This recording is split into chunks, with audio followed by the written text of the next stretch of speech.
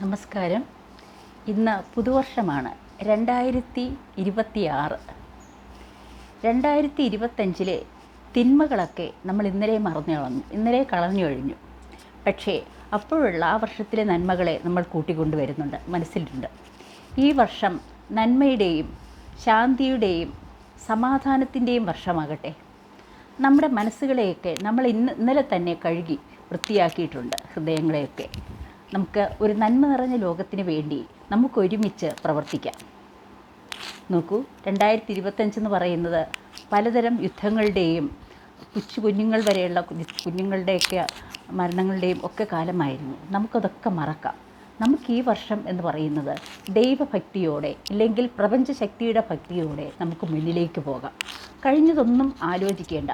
അവിടെ ഒട്ടൊട്ട് പരാജയങ്ങളുണ്ടായിരിക്കാം. അതെല്ലാം നമ്മൾ ഇന്നലെ കളഞ്ഞിട്ട് ഇന്ന് രാവിലെ കുളിച്ച് കയറിയതോടെ നമ്മുടെ പരാജയങ്ങളുടെയും തിന്മകളുടെയും അഴുക്കൊക്കെ നമ്മുടെ ശരീരത്തിൽ നിന്നും മാറിക്കഴിഞ്ഞു. നമ്മളിനി പോകുന്നത് ഒരു നന്മയുടെ ലോകത്തേക്കാണ്. എന്താണ് നന്മയുടെ ലോകം?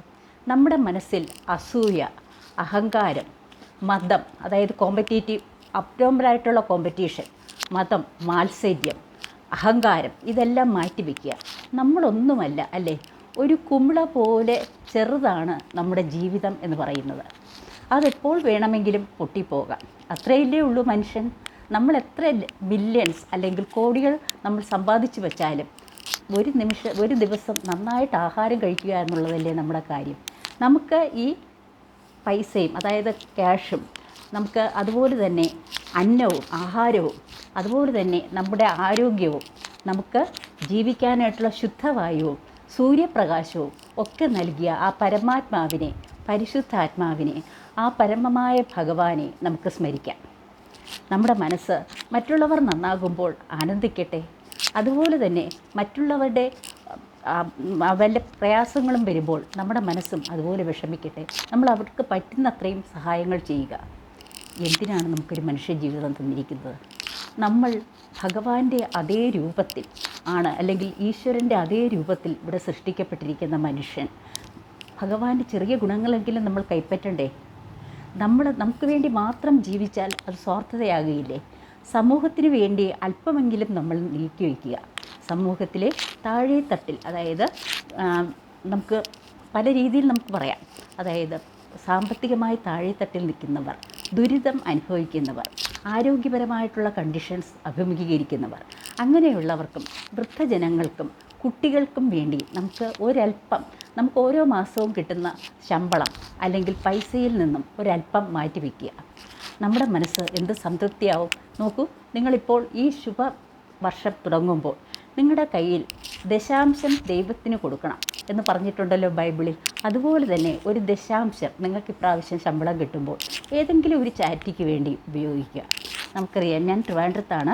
അപ്പോൾ എനിക്കറിയാം, ഇവിടെ RCCയിൽ വന്ന് ചികിത്സ നേടുന്ന പാവപ്പെട്ട കൊച്ചു കുഞ്ഞുങ്ങൾ, അവർക്ക് താമസിക്കാനായിട്ട് പല സൗകര്യങ്ങളും പലരും ഒരുക്കി കൊടുത്തിട്ടുണ്ട്.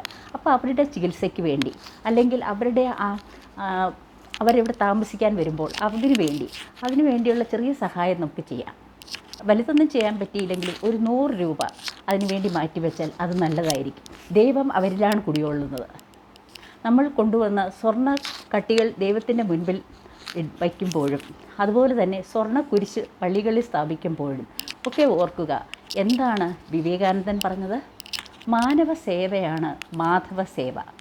അതായത് ഭഗവാനെ അല്ലെങ്കിൽ ദൈവത്തിനെ ഭജിക്കുന്നത് ഈ സമൂഹത്തിലെ താഴ്ത്തപ്പെട്ട ഒരു ജനവിഭാഗമുണ്ട്. അവർ പല രീതിയിലും, അവർ സാമ്പത്തികമാകാം, ആരോഗ്യമാകാം, അല്ലെങ്കിൽ വസ്ത്രമാകാം, ആവശ്യമുള്ളവർക്ക് അത് നൽകുക. ഞാനും ഒരു വല്ലാത്ത സ്ഥിതിയിലായിരുന്നു. 2025 എന്ന് പറയുന്നത് വളരെ ദുർഘടം പിടിച്ച ഒരു വർഷമായിരുന്നു.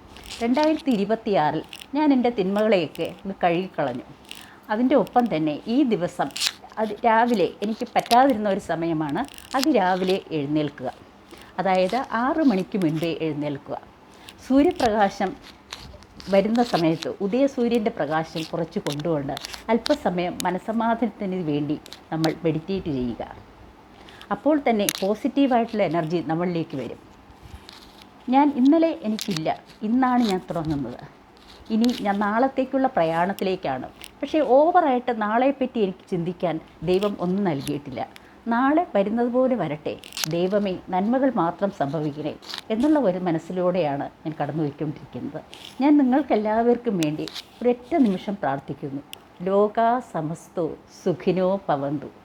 അല്ലയോ സഹോദരി സഹോദരന്മാരെ, നമുക്കതല്ലേ മനസ്സിൽ വേണ്ടത്? ലോകത്തിലെ എല്ലാ പേർക്കും സുഖമായിരിക്കട്ടെ. എല്ലാവരും ഞാനും എൻ്റെ കുടുംബവും ഈ ചുറ്റുമുള്ള ചരാചര വസ്തുക്കളും എല്ലാ പേർക്കും നന്മയുണ്ടാകട്ടെ. അതുപോലെ തന്നെ എന്തെങ്കിലും ഞാൻ തെറ്റുകുറ്റങ്ങൾ ആർക്കെങ്കിലും ചെയ്തിട്ടുണ്ടെങ്കിൽ അവരത് ക്ഷമിക്കണം എന്നുകൂടി പറഞ്ഞുകൊണ്ട് ഞാൻ എൻ്റെ വാക്കുകൾ നിർത്തുകയാണ്.